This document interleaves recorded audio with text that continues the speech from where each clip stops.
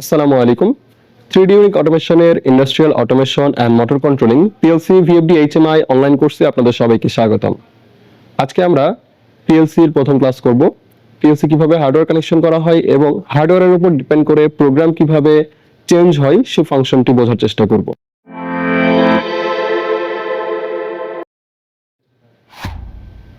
আমরা দেখতে পাচ্ছি এখানে একটি পিএলসি ওয়্যারিং করা আছে আমাদের বাম পাশে এবং তার পাশে একটি পিএলসি প্রোগ্রাম করা আছে।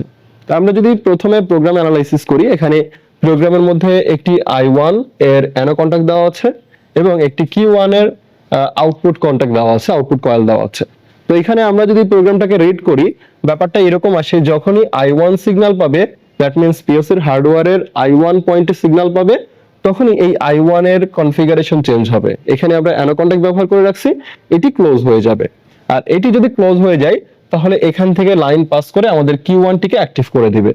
তো এখন এই I1 আমরা এখানে দেখতে পাচ্ছি হার্ডওয়্যার কানেকশন। এই পিএলসির এখানে ইনপুট এবং আউটপুট পয়েন্ট আছে। দেখতে পাচ্ছি এখানে এই পিএলসির ইনপুট এবং আউটপুট পয়েন্ট আছে। এখানে ইনপুটের পয়েন্টের মধ্যে আছে I1, I2, I3, I4, I5, 6, 7, 8, এগুলাকে বলা হয় পিএলসির ইনপুট পয়েন্ট। ঠিক একইভাবে Q1, Q2, Q3, Q4 এগুলাকে বলা হয় আউটপুট পয়েন্ট। তো আমরা একটু আগে দেখে আসলাম যে প্রোগ্রামের মধ্যে যখনই I1 সিগন্যাল পাওয়ার সাথে সাথে আমাদের আউটপুট Q1 টি অ্যাক্টিভ হয়ে যাবে। দ্যাট মিন্স এই I1 এ সিগন্যাল পাওয়ার সাথে সাথে আমাদের Q1 অ্যাক্টিভ হয়ে যাবে। তো Q1 অ্যাক্টিভ হয়ে গেলে আমরা এই Q1 এর সাহায্যে কোন একটি লোডকে আমরা অ্যাক্টিভ করতে পারবো। তো আমরা চলুন আমাদের হার্ডওয়্যার কানেকশনে দেখি কি করা আছে। তো এখানে একটি পুশ বাটন সুইচ I1 পয়েন্টে কানেক্ট করা আছে এবং Q1 এর সাথে একটি বাতি কানেক্ট করা আছে। তো আমরা এটাকে একটু সিমুলেশন করি, আসলে আমরা এর ইনপুটে সিগন্যাল দেওয়ার সাথে সাথে প্রোগ্রামে কিভাবে চেঞ্জ হয় সেই ফাংশনটি দেখি। পাওয়ার অন করি পিএলসির। খেয়াল করবেন পিএলসির পাওয়ার অন করব আমরা এখন, সার্কিট ব্রেকারটি অন করি। সার্কিট ব্রেকার অন করার সাথে সাথে আমাদের পিএলসিতে পাওয়ার চলে আসবে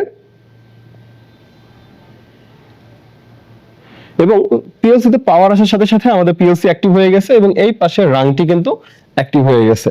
এখানে এই কন্টাক্টটি অ্যানো কন্টাক্ট ব্যবহার করার কারণে লাইনটি কিন্তু এই পর্যন্ত এসে থেমে গেছে, এরপরে কিন্তু আর পাস করতে পারে নাই।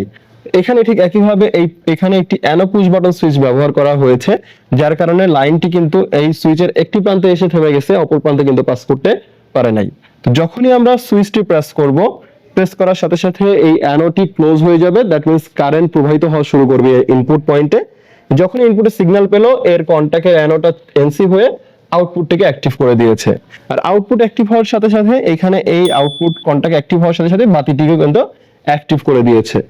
এখন খেয়াল করবেন এই সুইচটিকে আমরা তো চাপ দিয়ে ধরে রাখি নাই, তাহলে আমরা জানি পুশ সুইচ চাপ দিলে এর ফিগার চেঞ্জ করে, ছেড়ে দিলে নরমাল অবস্থায় চলে আসে। তো এইটা যখনই নরমাল অবস্থায় চলে আসে তখনই কিন্তু এর মধ্যে দিয়ে কারেন্ট প্রবাহিত হওয়া বন্ধ হয়ে গেছে।